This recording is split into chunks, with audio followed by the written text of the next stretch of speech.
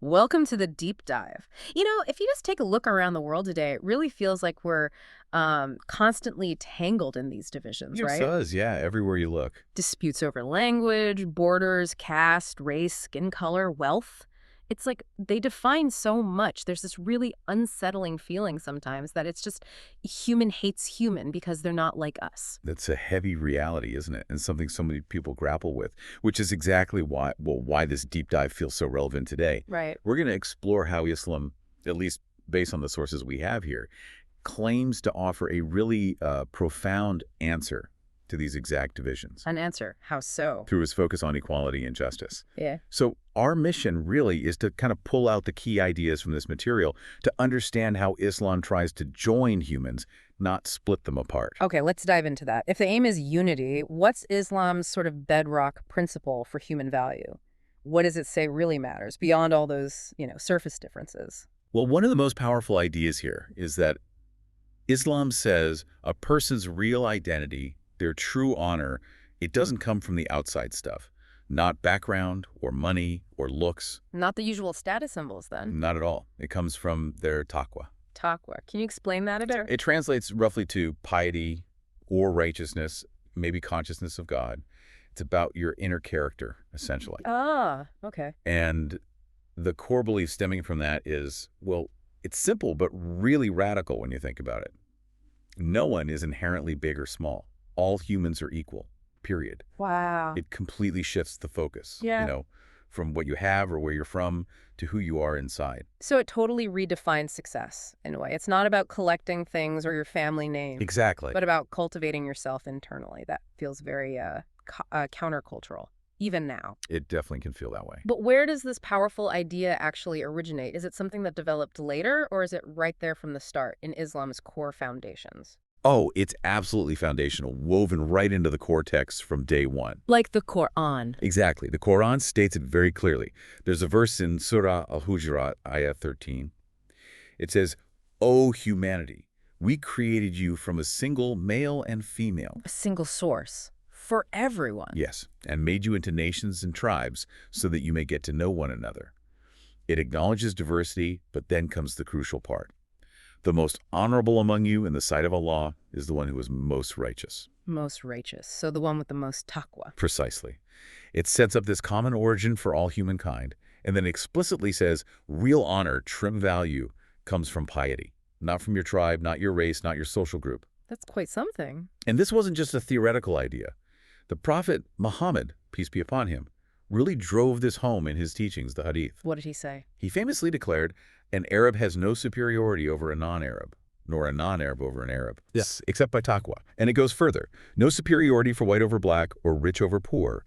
It's designed as a complete reset, leveling the playing field entirely based on character and faith. That's a very powerful vision, rooted right in the divine text. But, the big question is always, how does this grand principle, this ideal of equality, actually play out? How does it move from scripture to, well, real life, Yeah. in daily practice, in history? Good question.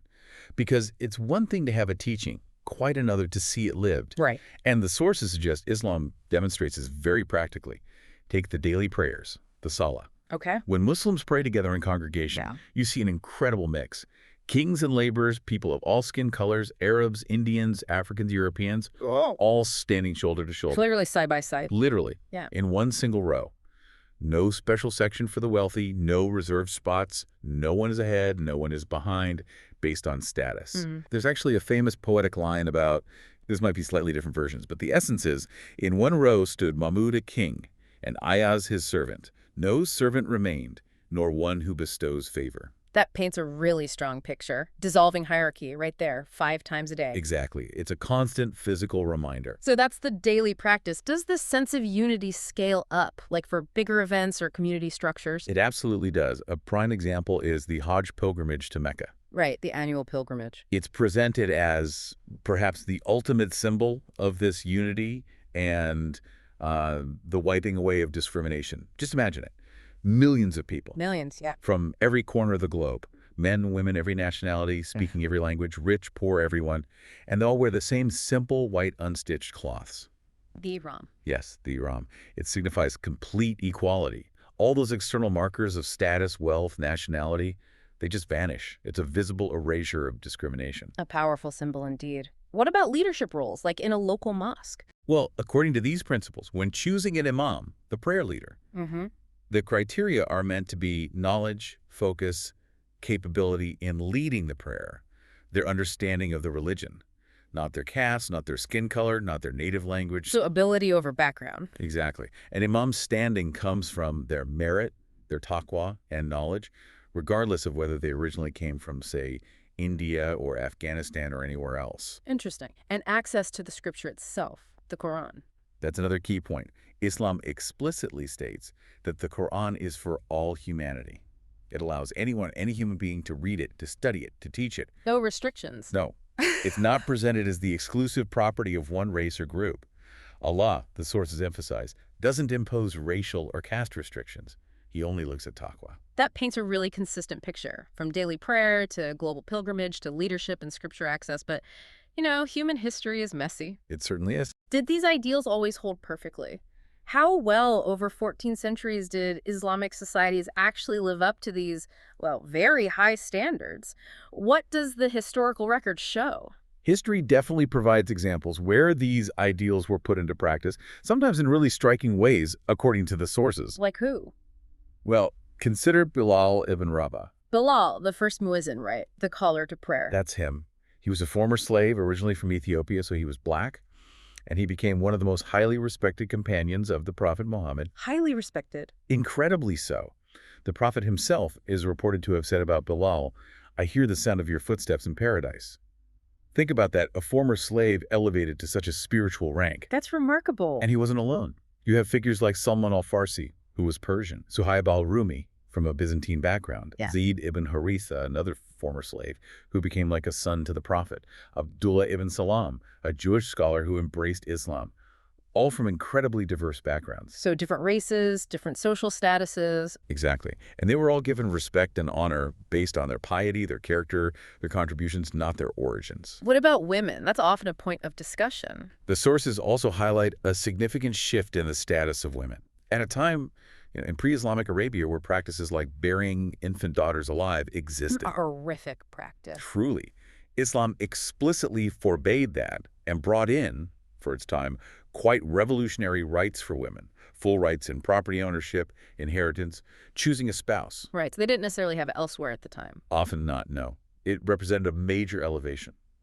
Islam aimed to honor and protect women, shifting society towards valuing them, summed up perhaps in that famous saying attributed to the Prophet, "Paradise lies beneath the feet of mothers." That's a powerful shift in perspective. So bringing it to the present day, do we still see echoes of this focus on equality and merit over background? I think we do, yes.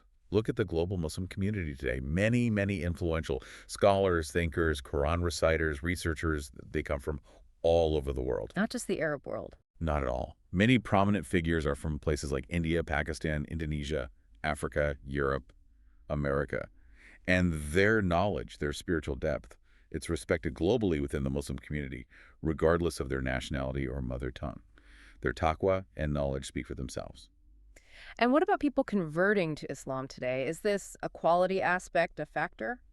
The sources suggest it often is.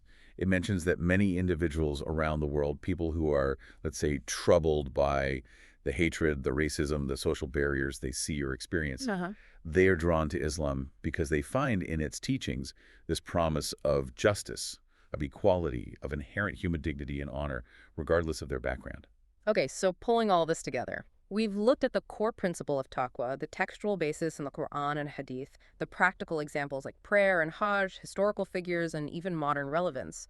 What's the big takeaway here, especially for us, living in a world that feels so fractured? Well, I think the main takeaway, looking at these sources, is that Islam presents a really cohesive and compelling framework for universal equality and justice.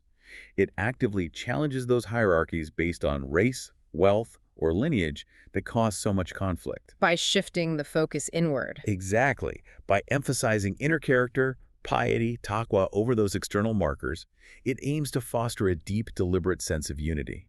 It's a system designed, at its heart, to join humans together, not push them apart. A framework for unity based on shared humanity and inner worth. That's the core message coming through these sources, yes. It's quite a powerful counter-narrative to the divisions we see so often. It really is. Which leaves us with something to think about. Definitely. Considering this consistent emphasis we've discussed, this focus on unity, on erasing discrimination through practical actions, through historical precedent within Islam, maybe the question for you, for everyone listening, is this. What specific practical steps could you identify, right, in your own community, your own life, your sphere of influence, to build similar bridges? How can we foster that sense of universal belonging that looks past the surface differences?